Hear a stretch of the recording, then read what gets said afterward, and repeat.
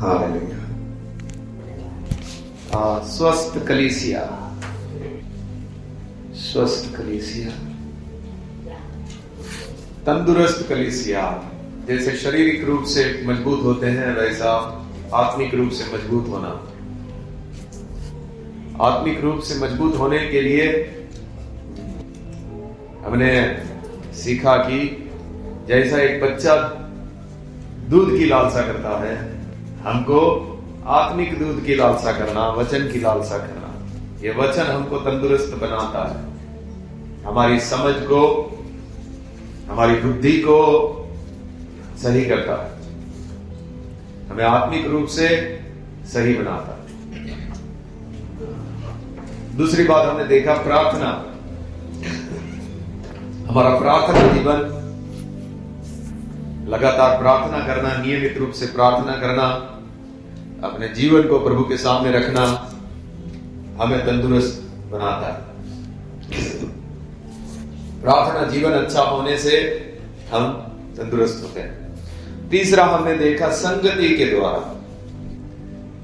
हमने शुरू किया था कि परमेश्वर ने बोला आदम को, आदम का अकेला रहना अच्छा नहीं है, उसके लिए संगति देने वाला कोई चाहिए। इसके लिए स्त्री को बनाया, हवा को बनाया।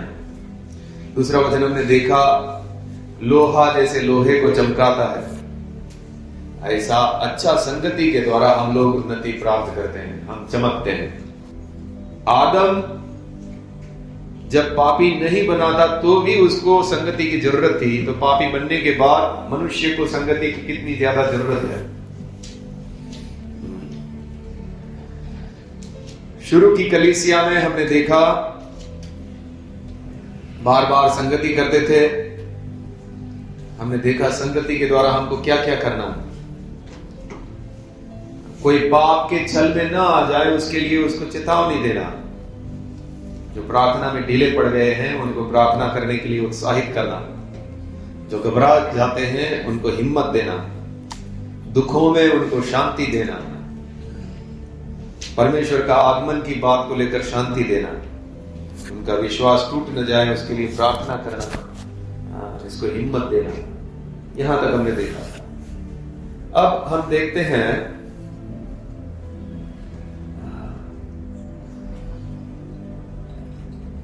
एक संगति के द्वारा हमने देखा कि हम एक दूसरे की उन्नति कर सकते हैं। हमारे अंदर पवित्र आत्मा है और हम चाहे तो हमारे भाई बहनों की उन्नति के लिए खड़े हो सकते हैं, उनके लिए परिश्रम कर सकते हैं, उनको प्रभु में आगे बढ़ा सकते हैं, उनको पाप में जाने से रोक सकते हैं, उनको प्रार्थना करने के लिए उत्साहित कर सकते हैं, उनको बातों को और अच्छे से समझने के लिए मदद कर सकते हैं। ऐसा हमारे द्वारा दूसरे की उन्नति हो सकता है। लेकिन आपकी संगति से दूसरे की उन्नति कैसे नहीं होगी? कुछ चीजें अगर आपके अंदर ऐसी होगी तो इससे आपके द्वारा किसी को फायदा नहीं होने वाला। वो कौन सी चीजें हैं उसको हम देखें। अगर आपने कुछ बातों का ध्यान नहीं रखा, तो आप विश्वासी है, आपके अंदर पवित्र आत्मा है, तो भी आपके द्वारा किसी का उन्नति नहीं होगा। तो ऐसी कौन सी बातें आपके अंदर होगी तो आपके द्वारा दूसरे का उन्नति नहीं होगा? देखते हैं। उसके लिए वचन में जाएंगे। मत्ती की किताब उसका 5, उसका 22। ये सब बातें आपके अंदर होगी तो आप विश्वासी हैं, आप वचन जानते हैं, आपके अंदर पवित्र आत्मा है, फिर भी आपके द्वारा दूसरे की उन्नति नहीं होने वाली। क्यों नहीं होगी? देखिए 5:22 पढ़िए। कोई पढ़ने वाला नहीं है? हाँ। परंतु मैं तुमसे यह कहता हूँ कि जो कोई अपने भाई पर क्रोध करेगा वह कचहरी में दंड के योग्य होगा, और जो कोई क्या गलती होगी तो अपने भाई पर क्रोध करेगा। बैठ जाइए। कौन सी ऐसी बात आपके अंदर है तो आपके द्वारा दूसरे की उन्नति रुक जाएगी? कौन सा चीज? क्रोध। गुस्सा। आपका नियंत्रण अगर गुस्से के ऊपर नहीं है, आपको छोटी छोटी बातों के द्वारा गुस्सा आ जाता है। देखिए, हम लोग जिन लोगों के साथ उठक बैठक कर रहे हैं वो पापी लोग हैं, वो स्वर्गदूत नहीं है कि उनसे गलतियां नहीं होगी। सबसे गलतियां होगी, उसके मुंह से कुछ बातें निकल जाएगी, उनसे गलतियां होगी, उनके मुंह से ऐसा कुछ निकलेगा जिससे आपको क्रोध आए। लेकिन अगर आप क्रोध के ऊपर कंट्रोल करने वाला नहीं है तो आपके द्वारा दूसरे का उन्नति हो सकता है। अगर आप क्रोध करने वाला व्यक्ति है तो उन्नति नहीं होने वाला। लेकिन आप बात को समझते हैं, हाँ भाई ठीक है, उसने ऐसा कुछ बोल दिया है, क्रोध आ भी गया है, तुरंत बोलते हैं क्षमा कर दो, क्रोध आ गया, ठीक है, आपसे गलती हुआ, मेरे से गलती हुआ, उसको साइड करते हैं। एक वचन में लिखा है, क्रोधी की संगति नहीं करना। जिसको जल्दी क्रोध आ जाता है, जल्दी गुस्सा पकड़ लेता है, ऐसा व्यक्ति की संगति नहीं करना, वो बात बिगाड़ देगा। उस व्यक्ति से तुझे फायदा होने वाला नहीं है। कितने लोग हैं इसमें ज्यादा जल्दी करंट पकड़ लेता है, ये बड़े भाई भगवान को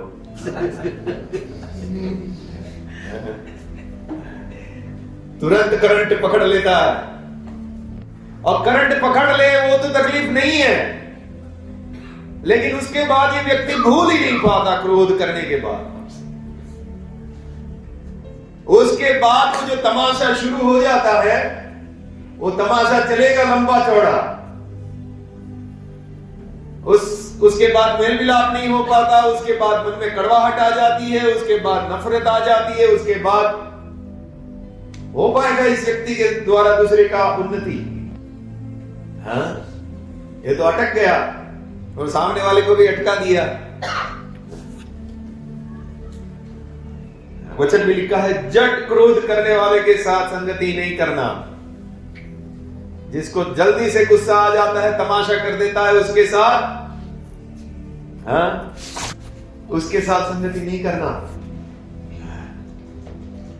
अरे मैंने लोगों को देखा है, मैं आपको सच बोलता हूं, मूर्ख लोगों को, कलीसिया में भी हो सकते हैं, जो गुस्से के कारण अच्छी दोस्ती भी तोड़ देंगे।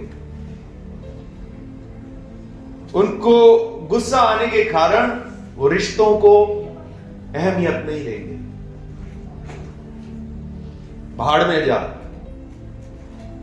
तूने ऐसा क्यों किया, चल जा, निकल यहां से। अरे अच्छा दोस्त है, अच्छा रिश्ता है, लेकिन गुस्से के कारण तबाही कर दिया। अगर विश्वासी के अंदर भी ऐसा ही होगा तो क्या वो दूसरों के लिए फायदा बन पाएगा या दूसरों की उन्नति का कारण बन पाएगा? बहुत ही हानिकारक चीज है गुस्सा।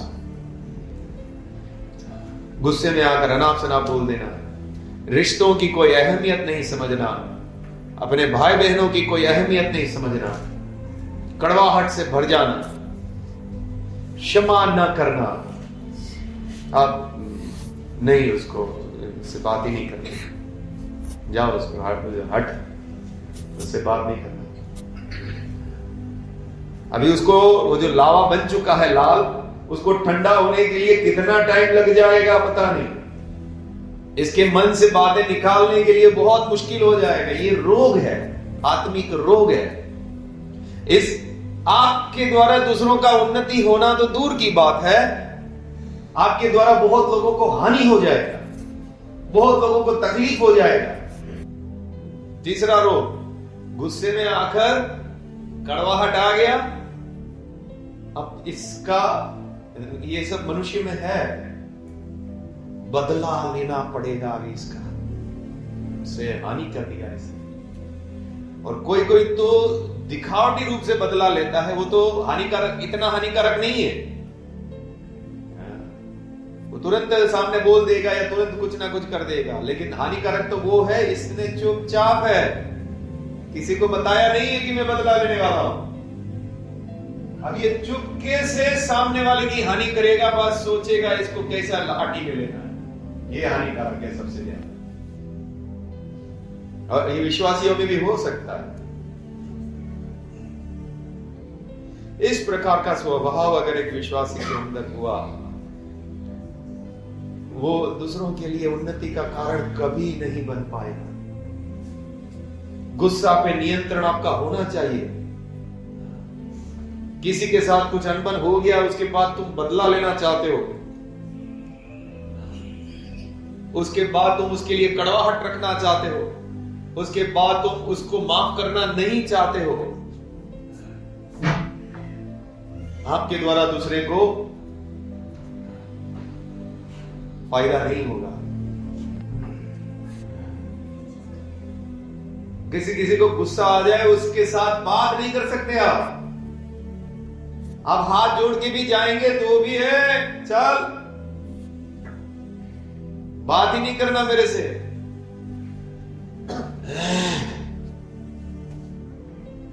इस प्रकार की स्थिति में आपके साथ, आपके द्वारा किसी को उन्नति नहीं हो पाएगा। आप एक हानिकारक है। आप शायद स्वर्ग जाएंगे, लेकिन यहां सबके लिए नर्क बना के रखेंगे। आप शायद स्वर्ग जाएंगे क्योंकि आपने उद्धार पाया है, लेकिन स्वभाव को आपने कंट्रोल में नहीं लिया। प्रार्थनाएं करके आपने, उपवास करके आपने अपने स्वभाव को लगाम नहीं डाला। आपने अपने स्वभाव को खुला छोड़ा हुआ है। वो सांड होता है, खुला सांड, वो कहीं भी जाएगा, कहीं भी सींग मारेगा। उसको नियंत्रण नहीं किया, उसकी नाक में नकेल डाल के उसके ऊपर लगाम नहीं आया।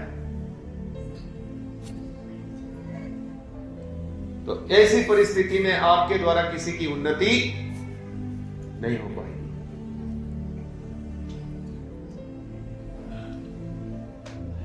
कैसे उन्नति हो पाएगा आपके द्वारा लोगों का, उसके लिए हम जाते हैं यूहन्ना 15:12।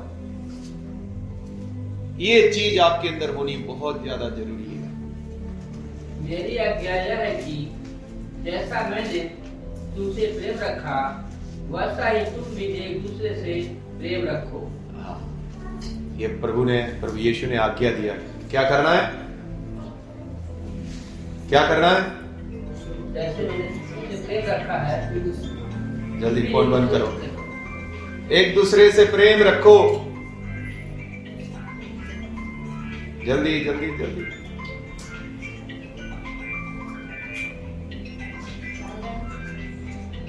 एक दूसरे से प्रेम रखना।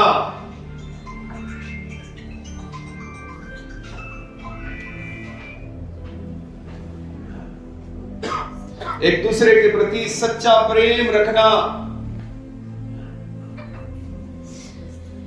क्या हमारे अंदर प्रेम है? क्या हमारे अंदर एक दूसरे के लिए प्रेम है? हम विश्वासी है, हम उद्धार पाए हुए हैं, तो क्या हमारे अंदर एक दूसरे के लिए प्रेम है? कोई जवाब नहीं दिया है?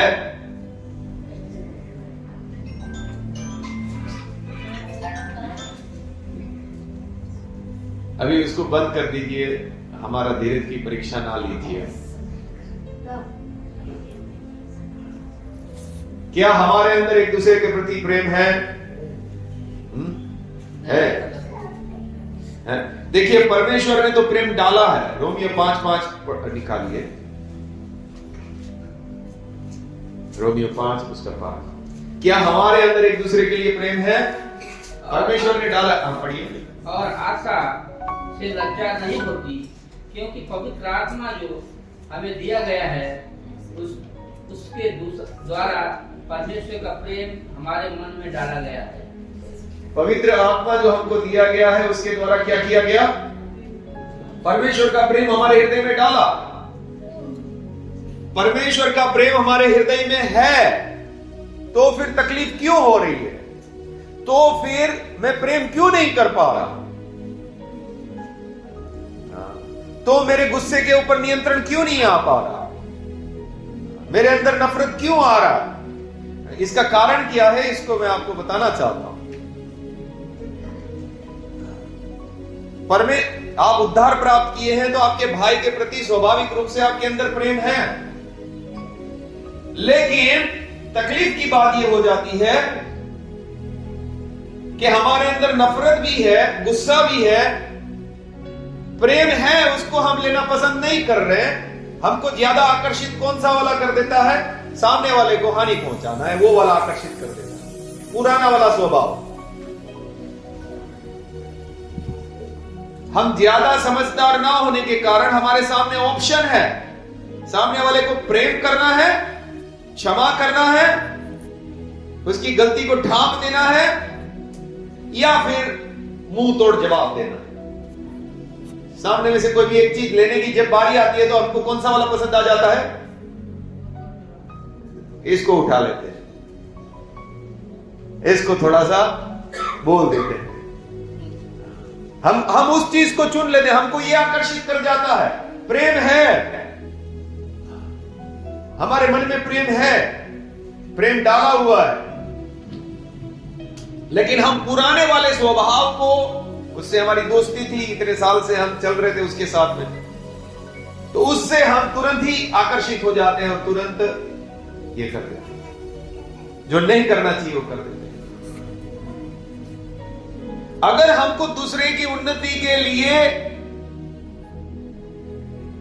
हमारे द्वारा दूसरों को भलाई हो, इसके लिए काम करना है, तो आपका जो पुराना स्वभाव है, वचन में लिखा है, उसको उतार डालो, जूना कपड़ा के जैसा उसको उतार दो, पुराने स्वभाव को उतार दो, जो नया स्वभाव मसीह में हमें मिला है उसको पहन लो।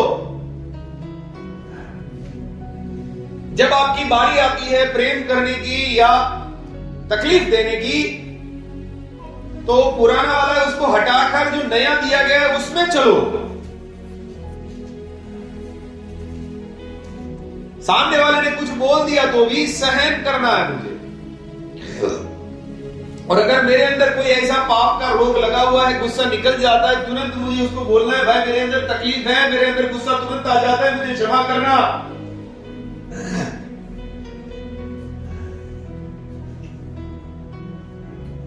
किसी किसी के अंदर ये रोग है, स्वीकार करना, मुझे गुस्सा जल्दी आता है, लेकिन मुझे क्षमा कर देना भाई, मैं ये करना नहीं चाहता। ऐसा आप अगर ऑनेस्ट रहेंगे, सच्चे रहेंगे, तो सामने वाला समझेगा भाई हाँ वो थोड़ा सा शॉर्ट सर्किट है, लेकिन कोई बात नहीं, वो तुरंत मेल मिलाप करना चाहता है। अगर आप पुराने स्वभाव को तुरंत पकड़ना चाहते हैं तो आपके द्वारा किसी का उन्नति नहीं हो सकता। मैं आपको बताता हूं, इसमें से कई लोग हैं जिसके द्वारा सामने वाले का कभी उन्नति नहीं होने वाला। उनके साथ बात, आप अच्छे हैं तो अच्छा है, वो आपने थोड़ा भी इधर उधर गया, वो तुरंत सिर निकलना चालू, इधर से एक, दूसरा, तीसरा, चौथा, पांचवा।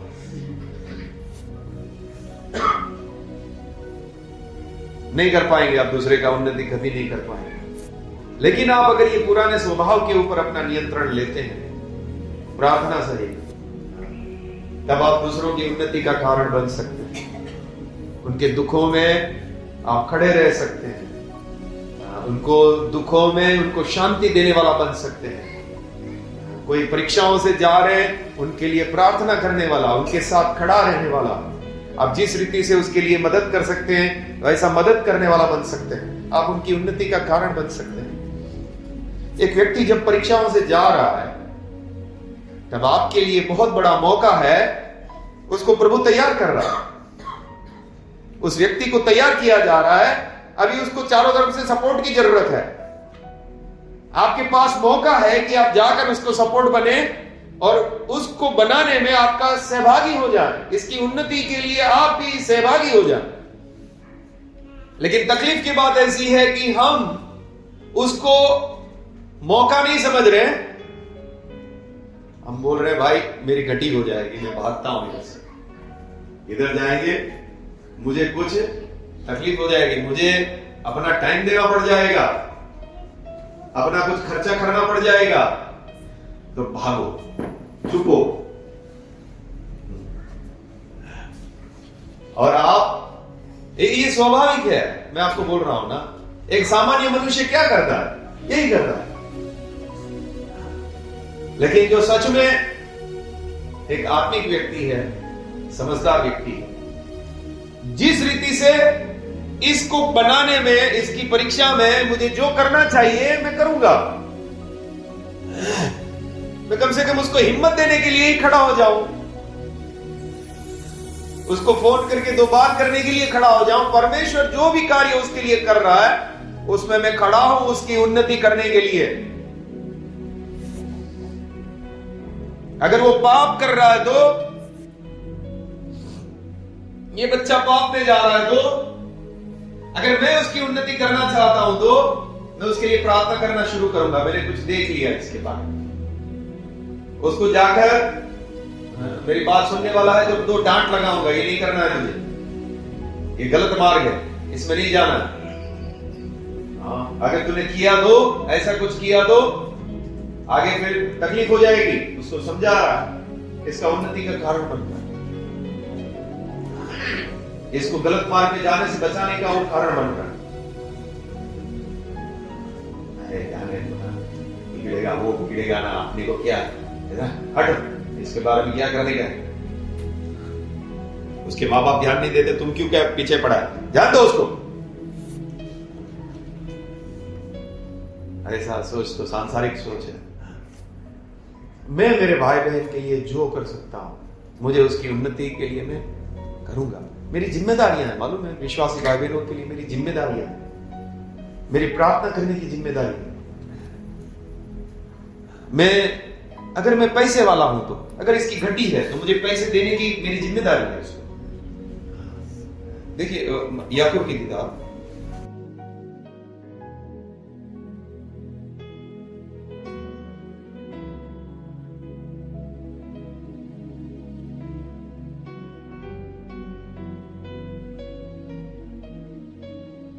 एक मिनट,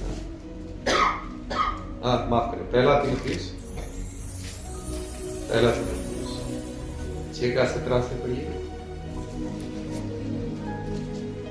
इस संसार से के धनवानों को आज्ञा दे कि वे अभिमानी न हो और चंचल धन पर आशा न रखे, परंतु परमेश्वर पर जो हमारे सुख के लिए सब कुछ बहुतायत से देता है, आगे वे भलाई करें और भले कामों में धनी बने।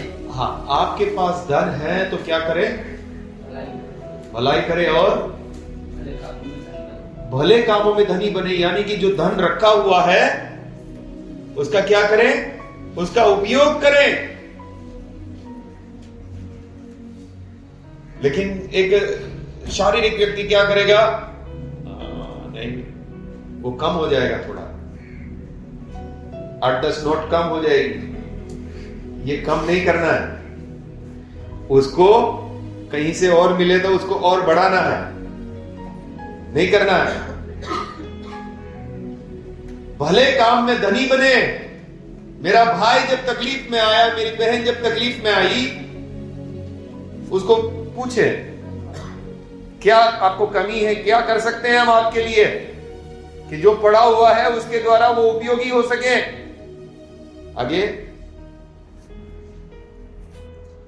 और उदार और सहायता देने में तत्पर हो। हाँ, उदार मतलब बड़े दिल का हो और सहायता देने में तैयार रहे, सहायता करने में तैयार रहे। आप प्रार्थना सहित आप प्रभु के सामने रखें, प्रभु किस प्रकार से इसमें किया जाए, किस प्रकार से आपकी इच्छा के अनुसार हम हमारे भाई बहन के लिए हमारा जो भी हमारे पास जो कुछ भी है उसको उपयोग कर सके। आगे, और आगे के लिए एक अच्छी नींव डाल रखे कि स्वर्गीय जीवन को बस में कर ले। ये सही से इसका उपयोग करने के द्वारा मैं आगे के लिए अच्छी नींव डाल रहा हूं। लेकिन अगर ऐसा नहीं कर रहे हैं तो देखिए याकूब की किताब उसका 5 का 5 पढ़िए। तुम पृथ्वी पर भोग विलास में लगे हो रहे। तुमने अपने पैसों के द्वारा खुद के ही लिए भोग विलास किया, किसी को मदद करने का इच्छा नहीं रखा, भोग विलास में लगे रहे और बड़ा ही सुख होगा। हाँ, तुमने इस वर्ष के लिए, हाँ, इस वर्ष के दिन के लिए अपने हृदय का पालन पोषण करके उसको मोटा ताजा किया। हाँ। तीसरा भी पढ़िए। तुम्हारे सोने चांदी में काई लग गई है। क्या लग गया है? काई।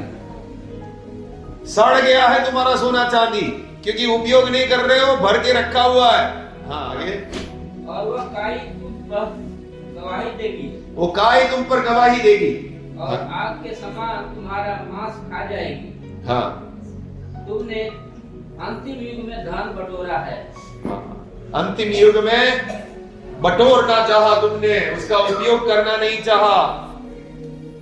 तुम्हारे सोना चांदी में काई लग गई है।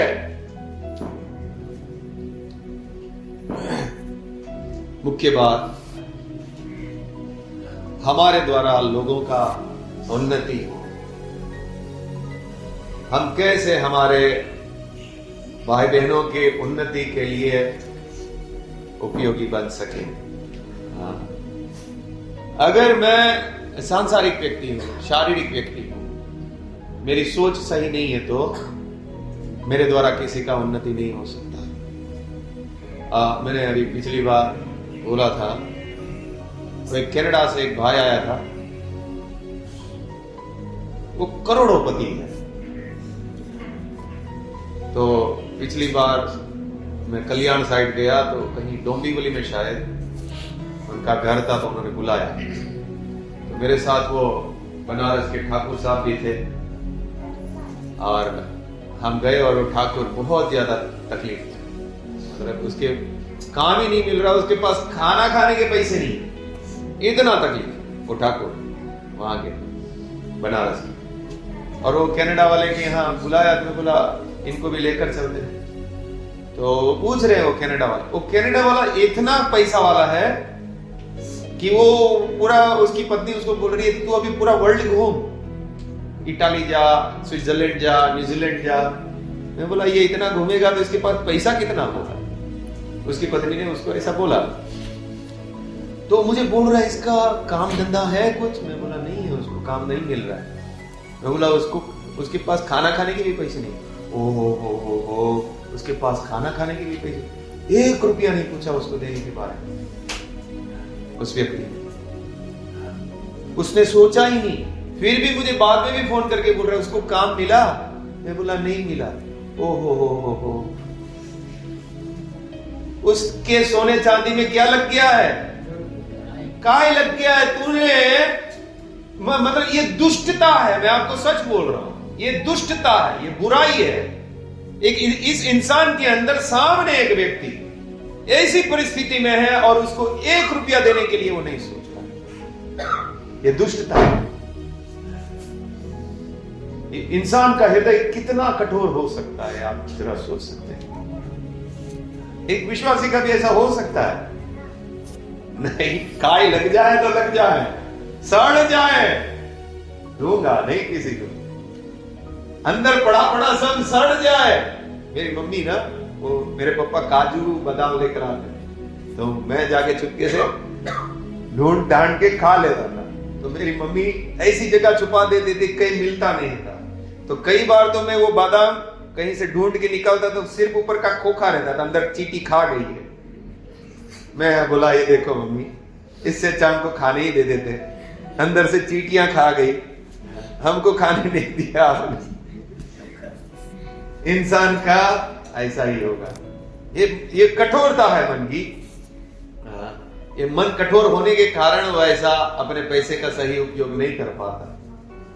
गुजराती लोगों में, हम लोगों में मैंने देखा है भाई, बहुत ज्यादा तकलीफ है। मनुष्य का मन इतना कठोर है, करोड़ों रुपया बैंक में पड़ा है, मदद नहीं करेगा। मदद करेगा जरूर, सामने वाला फिर मेरे को वापस कैसे मदद करेगा, उसको मदद करेगा। इसको 1,00,000 रुपया दूंगा, ये मुझे 1,00,000 रुपया का फिर मुझे इससे फायदा भी होना चाहिए, तो 1,00,000 रुपया उसको दूंगा। सच्ची मदद किसी को नहीं करता, और मुझे ये दुष्टता दिखता है। और कलीसिया में भी आप लोग के अंदर ऐसी मन हो सकता नहीं। हमारा जो कुछ भी है परमेश्वर की महिमा के लिए इस्तेमाल करना है। परमेश्वर की महिमा का मतलब है इसका मैं सही से उपयोग करूं। हाँ, देखिए याकूब की किताब में इसका तो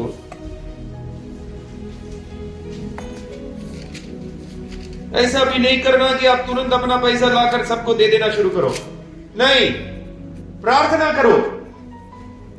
जब जरूरत दिखती है तो क्या करो, जिम्मेदारी से प्रार्थना करो, प्रभु क्या करें हम इसमें, सलाह ले लो, 2-3 लोगों से बात कर लो, क्या किया जा सकता है इस पे। अच्छे से आप जो कर सकते हैं करें। 2:14 से पढ़िए। हे मेरे भाइयों, यदि कोई कहे कि मुझे विश्वास है और वह कर्म न करता हो तो उससे क्या भला? क्या ऐसा विश्वास कभी उसका उद्धार कर सकता है? यदि कोई भाई या बहन नंगे उघाड़े हो और उन्हें प्रतिदिन भोजन की घटी हो और तुम में से कोई उनसे कहे कुशल से जाओ, तुम गर्म रहो और फिट रहो, पर जो वस्तुएं देह के लिए आवश्यक है वह उन्हें न दे तो क्या भला? क्या भला नहीं है, लाभ। क्या लाभ? हाँ। वैसे ही विश्वास भी यदि कर्म सही न हो तो अपने स्वभाव में मरा हुआ है। विश्वास कर्म सहित ना हो तो मरा हुआ है। हो सकता है इसमें से कई लोगों का खून जाम हो गया होगा। ऐसा वचन मत दे दो भाई, हिल नहीं पा रहा है वो इसलिए क्योंकि मेरे को थोड़ा ढीला करना पड़ जाएगा। जो भी टाइट हुआ ना उसका मन कठोर है। जो भी उसका मुंह खून जमा हुआ है अभी उसका मन कठोर है। हाँ, ऐसे वचन सुनना उसको पसंद नहीं है। हाँ। मुख्य बात हम एक दूसरे की उन्नति के लिए है। परमेश्वर ने हमको एक दूसरे की उन्नति के लिए रखा। देखिए, परमेश्वर चाहे तो हम सबको ऐसी परिस्थितियों में रखे किसी को कोई जरूरत ही ना पड़े। परमेश्वर है, वो सब कुछ कर सकता है। इस्राएलियों को इतना अमीर बना के रखा था। कई बार मैं बहुत ज्यादा परेशान हो जाता हूं, मैं सच बताता हूं आपको, क्योंकि ऐसी परिस्थितियां कलीसिया में खड़ी हो जाती है। अभी हर जगह ऐसी परिस्थितियां, इतनी दरिद्रता, मेरे को हैंडल करना मुश्किल हो जाता है। हाँ, मैं बहुत परेशान होता हूं, मैं आपको सच बोलता हूं। मैं कई बार सोचता हूं परमेश्वर ऐसी परिस्थितियां क्यों लेकर आ रहा है। मेरे लिए कई बार बहुत सरदर्द हो जाता है। ये सब सोचना, उसको हैंडल करना, बहुत कुछ परेशानी हो जाती है। लेकिन इसी में परमेश्वर हमारा हृदय देखता है। इसी में हम बातों को किस रीति से हैंडल करते हैं, किस रीति से सारा कुछ हम अपना प्रेम दिखा सकते हैं। हम इसमें मदद कर सकते हैं, एक दूसरे के साथ खड़े रह सकते हैं। ऐसी परिस्थितियों में ही हमारा सच्चा प्रेम प्रकट हो पाएगा। एक दूसरे की उन्नति के लिए कारण बनना, एक दूसरे के प्रति सच्चा प्रेम आपके अंदर नहीं है तो आप एक दूसरे की उन्नति का कारण नहीं बन पाएंगे। पहला बात मैंने आपको बताया, आपका स्वभाव पर आपका नियंत्रण नहीं है। आप कड़वाहट के ऊपर जय प्राप्त नहीं कर पाते, आप गुस्से के ऊपर नियंत्रण प्राप्त नहीं कर पाते, आप छुपी रीति से लोगों के प्रति नफरत रखते हैं। देखिए नीति वचन 23 उसका 6-7 पढ़ेंगे। क्या हुआ है साथी में दर्द हो रहा है? वचन सुन के जो डाक से देखता है उसकी रोटी न खाना, जो डाह से देखता है उसकी रोटी न खाना, और न उसकी स्वादिष्ट भोजन वस्तुओं की लालसा करना। हाँ, उसके घर का खाने की लालच नहीं करना। हाँ, क्योंकि जैसा वह अपने मन में विचार करता है वैसा वह आप है। जैसा वो सोचता है वैसा वो आप है। हाँ, वह तुझसे कहता तो है खा पी, परंतु उसका मन तुझसे लगा नहीं। हाँ, बोलता तो है, झूठ मूठ का आदर तो दिखा रहा है, लेकिन उसका मन तेरे ऊपर लगा हुआ नहीं है। झूठ मूठ का वो आदर दिखा रहा है। नीति वचन 26 उसका 23 से पढ़िए।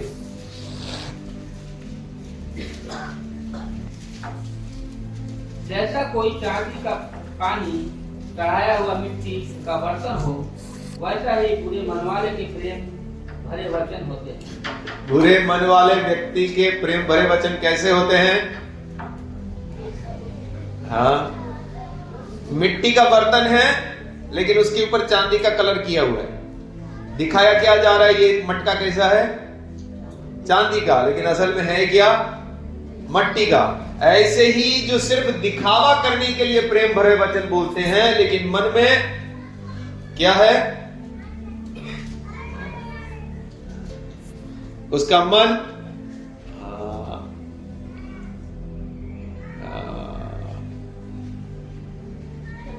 बुरा मन है, लेकिन वचन प्रेम भरे हैं, बातें प्रेम से बोलता है। मन में बुराई है। कई लोगों के अंदर ऐसा बात हो जाता है, और ऐसा अगर आपके अंदर है तो आपके द्वारा दूसरों को कोई उन्नति होने वाला नहीं है।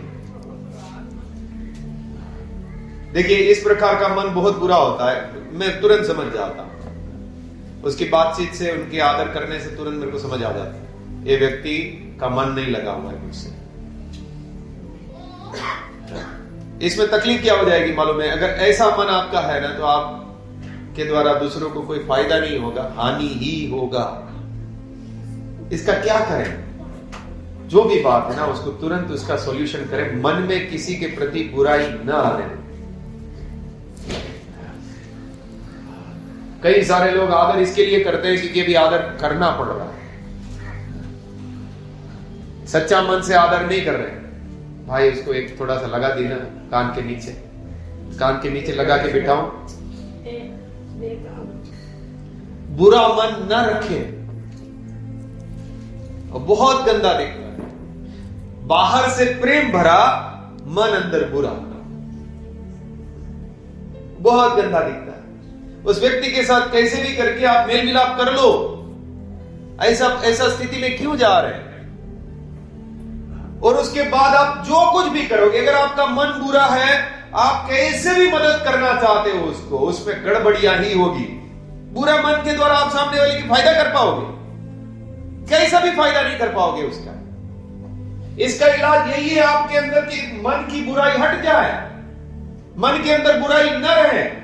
आपका मन आपके भाई के प्रति सच्चा निष्कपट हो, कोई कपट के बिना आपका प्रेम हो। बहुत गंदा दिखता है वो।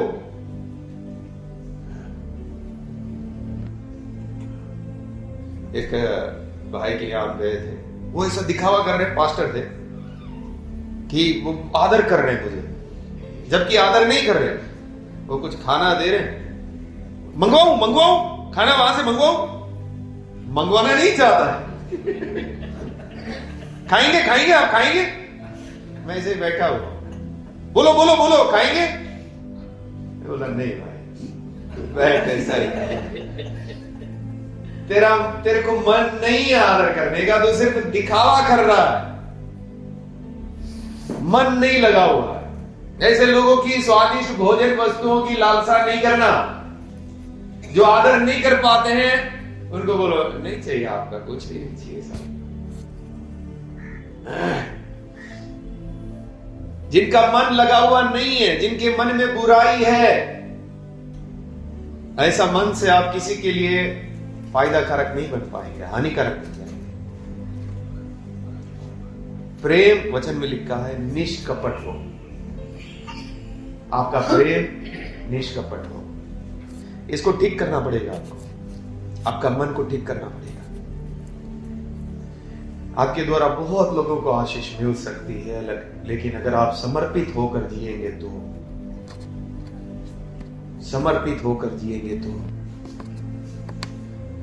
अगर आपको बुराई ही करनी होगी, मन में छल कपट रखना होगा, आप दिखावा तो कर सकते हैं कि मैं दूसरों के लिए फायदा कारक हूं, लेकिन आप फायदा कारक नहीं, आप हानिकारक हैं। आप हो ही नहीं सकते, क्योंकि मन बुरा है। मन जिसका बुरा है वो फायदा कारक कैसे हो सकता है?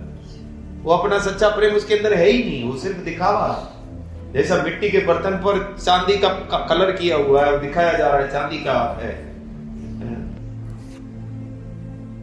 मेरा जीवन समर्पित है कलीसिया के भाई बहनों की सेवा करने के लिए, संसार के लोगों की सेवा करने के लिए। और कैसे?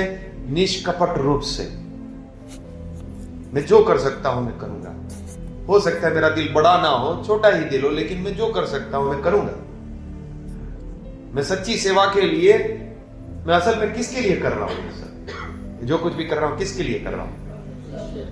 उसका मुंह देखकर कर रहा हूं, क्योंकि एक दिन मैं उसके सामने जाऊंगा और वो मुझे बोलेगा तू बहुत कुछ मेरे बच्चों के लिए कर सकता था, तो उनके दुख में उनको हिम्मत देने के लिए खड़ा हो सकता था, किसी को तू चेतावनी दे सकता था, तो उसको सुख दुख में साथ में खड़ा रह सकता था, तो उनको घर पे, अपने घर पे बुला सकता था, तो उनको आदर दे सकता था। लेकिन ये सब तू नहीं किया, तू उनके साथ खड़ा नहीं रहा। तेरी दुनिया क्या थी? मैं, मेरी पत्नी, मेरे बच्चे, ये मेरी दुनिया थी। मुझे दूसरों के लिए जो खड़ा होना था मैंने नहीं किया। दूसरे जो परीक्षाओं से जा रहे थे, दुखों से जा रहे थे,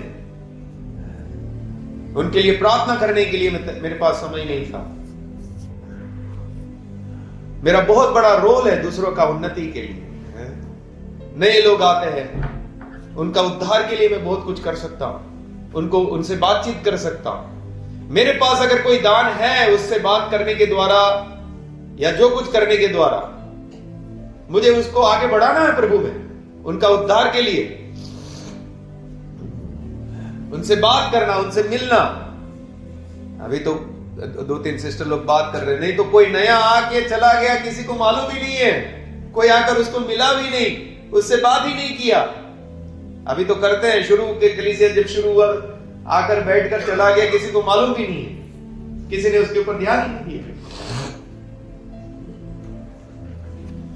एक छोटा सा जीवन है, अगर आप चाहे तो आपके द्वारा कई लोगों का उन्नति हो सकता है। आपका दूसरों को बनाने में बहुत बड़ा हिस्सा हो सकता है। वचन में लिखा है आप एक ऐसा पेड़ बन सकता है जो फलवंत है, बहुत सारी चिड़ियाएं उसमें घोंसला करके रखी हुई है, बहुत सारे लोगों को छांव मिलता है, बहुत सारे लोगों को मीठे फल मिलते हैं, कई सारी चिड़ियाएं आकर उस डाली पर बैठती हैं। ये एक चित्र है अच्छा विश्वासी का, उसके द्वारा बहुत फायदा है। कितने लोगों को, पूरी दुनिया को फायदा है, अन्य जाति को फायदा है, विश्वासियों को फायदा है। कई लोगों को अच्छे बातें, अच्छी हिम्मत की बातें मिल सकती है। ऐसा एक पेड़ आप बन सकता है। नहीं तो पेड़ भी मैं, फल भी मैं खाऊंगा, सब कुछ मेरे लिए, किसी को कुछ नहीं। पेड़ के चारों तरफ बाड़ा बना दो, ऊपर भी बाड़ा बना दो, एक भी चिड़िया भी आकर ना बैठे, सिर्फ अपना ही फायदा होना चाहिए। एक शारीरिक, एक सांसारिक व्यक्ति सिर्फ अपना सोचेगा, दूसरों का जीवन में क्या मैं कर सकता हूं, उनका उन्नति के लिए मैं क्या कर सकता हूं, उसके लिए कोई उसका रोल नहीं है। तो अगर आप ये सब बारे में नहीं सोचना चाहते हैं, तब फिर आप शारीरिक रहेंगे, बच्चे रहेंगे पूरा जीवन भर। और जब हिसाब किताब होगा आपके जीवन का, आपने किसी का उन्नति में आपका कोई हिस्सा ही नहीं था। लेकिन पवित्र आत्मा हमें दिया, वचन दिया, हमारे जीवन के द्वारा कई लोगों को आशीष मिल सकता है, कई लोगों का उन्नति में हम भागीदार हो सकते हैं। प्रभु आपको आशीष।